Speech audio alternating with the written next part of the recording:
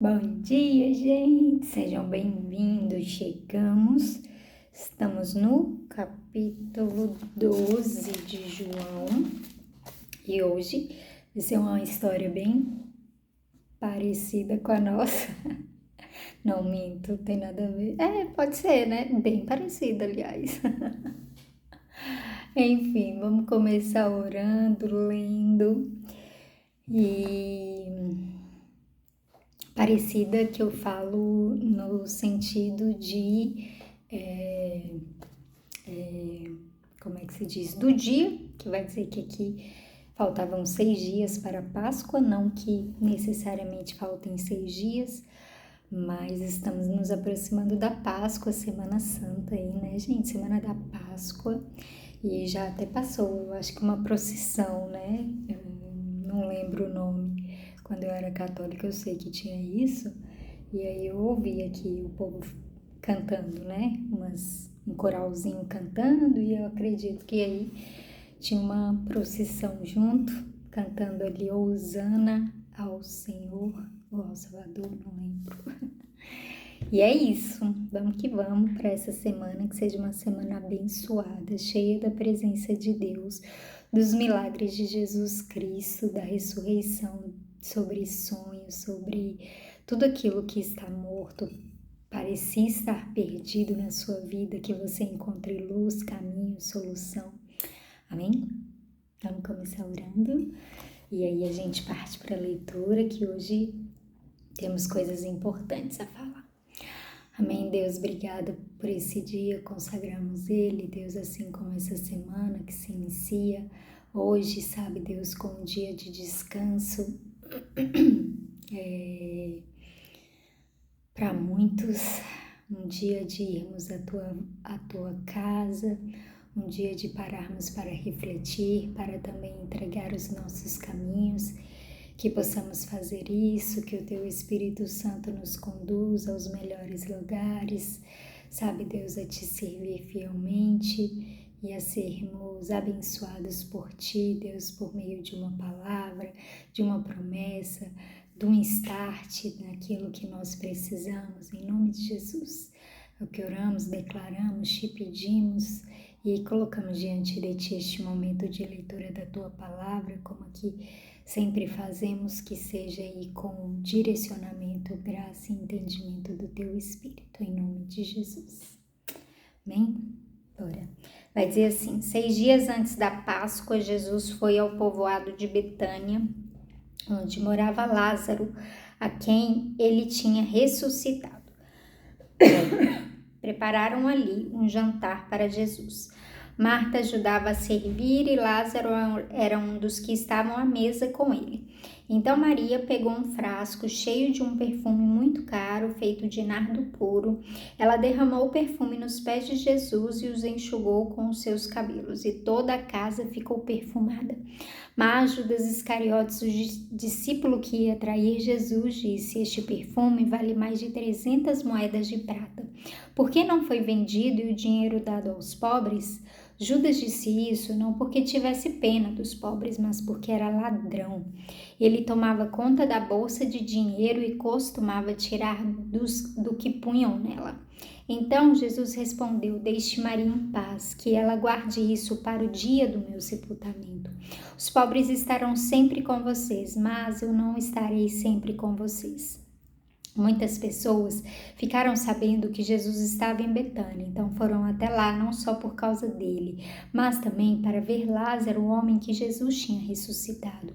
Então os chefes dos sacerdotes resolveram matar Lázaro também, pois por causa dele muitos judeus estavam abandonando os seus líderes e crendo em Jesus. No dia seguinte, a grande multidão que tinha ido à festa da Páscoa ouviu dizer que Jesus estava chegando a Jerusalém. Então, eles pegaram ramos de palmeiras e saíram para se encontrar com ele, gritando: Hosana a Deus, que Deus abençoe aquele que vem em nome do Senhor, que Deus abençoe o Rei de Israel. Jesus procurou um jumentinho e o montou, como dizem as Escrituras Sagradas. Povo de Jerusalém, não tenha medo. Veja, aí vem o seu rei montado num jumentinho. Naquela ocasião, os discípulos não entenderam isso, mas depois de Jesus ter voltado para a presença gloriosa de Deus, eles lembraram que isso estava escrito a respeito dele e também era isso que tinha acontecido. A multidão que estava com Jesus quando ele havia chamado Lázaro para fora do túmulo e o tinha ressuscitado, espalhou a notícia do que tinha acontecido. E o povo foi encontrar-se com Jesus, pois ficou sabendo que ele tinha feito esse milagre. Então os fariseus disseram uns aos outros: não estamos conseguindo nada, vejo, todos estão indo com ele. Entre o povo que tinha ido a Jerusalém para tomar parte na festa estavam alguns não-judeus. Eles foram falar com Filipe, que era da cidade de Betsaida, na Galiléia, e pediram: Senhor, queremos ver Jesus. Filipe foi dizer isso a André e os dois foram falar com Jesus. Então ele respondeu: chegou a hora de ser revelada a natureza divina do Filho do Homem. Eu afirmo a vocês que isto é verdade. Se um grão de trigo não for jogado na terra e não morrer, ele continuará a ser apenas um grão. Mas se morrer, dará muito trigo. Quem ama a sua vida não terá a vida verdadeira, mas quem não se apega à sua vida neste mundo ganhará para sempre a vida verdadeira. Quem quiser me servir, siga-me. E onde eu estiver, ali também estará esse meu servo. E o meu Pai honrará todos os que me servem. Jesus continuou: agora estou sentindo uma grande aflição. O que é que vou dizer? Será que vou dizer: Pai, livra-me desta hora de sofrimento? Não, pois foi para passar por esta hora que eu vim. Pai, revela a tua presença gloriosa. Então, do céu veio uma voz que dizia: eu já revelei e a revelarei de novo. A multidão que estava ali ouviu a voz e dizia que era um trovão. Outros afirmavam que era que um anjo tinha falado com Jesus. Mas ele disse: não foi por minha causa que veio esta voz, mas por causa de vocês. Chegou a hora de este mundo ser julgado e aquele que manda nele será expulso. E quando eu for levantado da terra, atrairei todas as pessoas para mim. Ele dizia isso para indicar de que maneira ia morrer. A multidão perguntou: a nossa lei diz que o Messias vai viver para sempre. Como é que o Senhor diz que o Filho do Homem precisa ser levantado da terra? Quem é esse Filho do Homem? Jesus respondeu: a luz estará com vocês ainda um pouco mais. Vivam a sua vida enquanto vocês têm esta luz, para que a escuridão não caia de repente sobre vocês. Quem anda na escuridão não sabe para onde vai. Enquanto vocês têm a luz, creiam na luz que possa viver na luz. Depois que Jesus disse isso, foi embora e se escondeu do povo.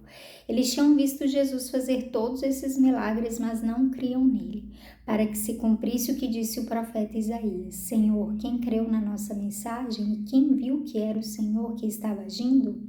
Não podiam crer porque, como disse Isaías, Deus cegou os olhos deles e fechou a mente deles, para que não vejam e não entendam e não se voltem para ele e sejam curados por ele. Isaías disse isso porque viu a revelação da natureza divina de Jesus e falou a respeito dele. No entanto, muitos líderes judeus creram em Jesus, mas não falavam publicamente a favor dele para que os fariseus não os expulsassem da sinagoga. Eles gostavam mais de ser elogiados pelas pessoas do que de ser elogiados por Deus. Jesus disse bem alto: quem crê em mim, crê não somente em mim, mas também naquele que me enviou.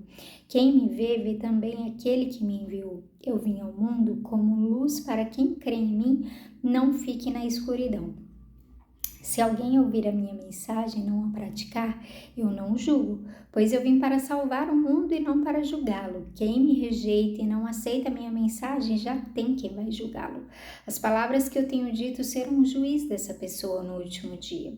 Eu não tenho falado em meu próprio nome, mas o Pai que me enviou é quem me ordena o que devo dizer e anunciar. E eu sei que o seu mandamento dá a vida eterna. O que eu digo é justamente aquilo que o Pai me mandou dizer. É isso, gente. Então, vamos entender aqui um pouco dessa última parte, porque é interessante que João, ele sempre traz esses conceitos da luz e da palavra Foi o que ele começou falando e é o que ao longo de cada capítulo ele continua desenvolvendo e ele vai buscar ali todas as falas de Jesus para comprovar a sua tese, né? Então, vai dizer aqui, né, nessa última parte, então, vai dizer mais uma vez, Jesus não veio para julgar, mas para salvar o mundo.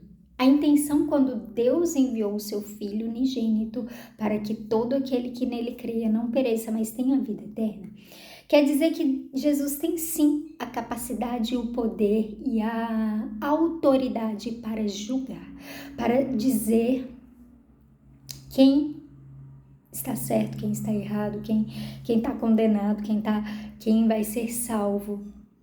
Mas ele não veio com esse fim, ele não veio com esse propósito, ele veio com o propósito de salvar. Então o que ele faz? Cada coisa que ele faz, ele busca revelar luz, ele vai dizer então, continuem a vida de vocês na luz, naquilo que se pode ser revelado, naquilo que não é escondido, que não é encoberto, que você sabe que lá no fundo do seu coração não tem escuridão, não tem mal, não tem trevas envolvido naquilo, né? Que qualquer um possa conhecer os seus caminhos, que qualquer um possa entender pelo que você tem vivido, né? Pelo como você tem vivido, possa dizer, cara, essa pessoa é uma pessoa de bem, sabe? Ela não precisa esconder, o que ela fala, o que ela acha, o que ela diz, ela fala ela pode falar por trás e diante da pessoa, porque ela vai estar sendo honesta, verdadeira, clara, sabe? Ela não tem do que se esconder, né? A mesma coisa são suas atitudes. Uma pessoa que adultera, ela precisa necessariamente se esconder. Uma pessoa que rouba, ela precisa se esconder. Ela precisa estar debaixo ali daquela sombra, daquela treva, daquela escuridão. Então isso Jesus vai sempre falar, viva suas vidas como se todo dia fosse dia, tivesse um sol, assim, um foco, um holofote em cima de você. Se aquilo que você fizer não for algo que você tenha vergonha, medo e vontade de se esconder, como quem fez Adão e Eva, quando Deus os descobriu e eles estavam lá se escondendo. Meu Deus, quando eu vi o Senhor, eu tive vergonha. Quando eu ouvi a sua voz, eu tive vergonha e me escondi. Então, Jesus aqui, ele está apontando exatamente para esse início e para essa verdade. Vivam as suas vidas na luz. Qualquer coisa que passa disso, que você tem uma vontadezinha de isso daqui eu acho que não é bom alguém saber. Então, se afaste disso, evite isso. E aí, outra coisa que ele vai dizer é que as palavras dele, as palavras, e não são as palavras de condenação, mas assim, olha só, aí Jesus vira e fala assim, viva na luz. Se você viveu na treva, o que ele disse vai te condenar no final dos tempos, pronto, é isso. Entendeu por quê? Porque você sabia, você já tinha um conhecimento daquilo e mesmo assim você fez, você continuou, você desenrolou a sua vida, trabalhou a sua vida em cima daquilo que ele não disse ou que ele deu por entender que não era para você fazer. Então é isso, gente. Então toda a nossa vida ela precisa estar baseada e fundamentada nisso. Precisa estar correndo cara, tudo que você quiser saber, vem na Bíblia, vai ter provavelmente. Mas eu não tô conseguindo encontrar um princípio, uma direção, uma orientação em relação a isso. Vai ter, procure, ore, descubra, vai atrás de pessoas que querem, que você vai precisar dessa resposta, que você vai encontrar. Mas, e é isso. Então, tudo aquilo que Jesus faz e revela, pronto, tudo que é contrário não é dele. Então, isso vai te condenar no final dos tempos. Não vou nem colocar aspas, né, gente? Tira as aspas aí. E por que é tão importante a gente viver a vida assim, Marina? Porque a vida não se resume aqui. Você provavelmente deve ter estourando aí, faltar você viver aí estourando os 80, 100 anos. E eu tô jogando alto, porque a maioria das pessoas aqui deve ter de 20 anos pra cima. Né? Eu não sei se alcança a gente abaixo disso. Então, se você viver 100 anos, se eu tô te dando mais 100 anos, você tem aí 120 anos estourando, né? Ah, não, mas eu vou viver 200. Tá bom, tá bom. Ok, a tecnologia tá avançando. Quem sabe você viva 200, mas ainda que seja 200, a vida aqui nessa terra acaba. Nós estamos trabalhando para não só neste dia, neste mundo, a gente fazer coisas boas e incríveis, que vai fazer a diferença, como a gente está trabalhando para essa próxima vida. Por isso que Jesus nos chamou e nos revelou. Bem, meu tempo se esgotou. Deus abençoe. Tchau, tchau.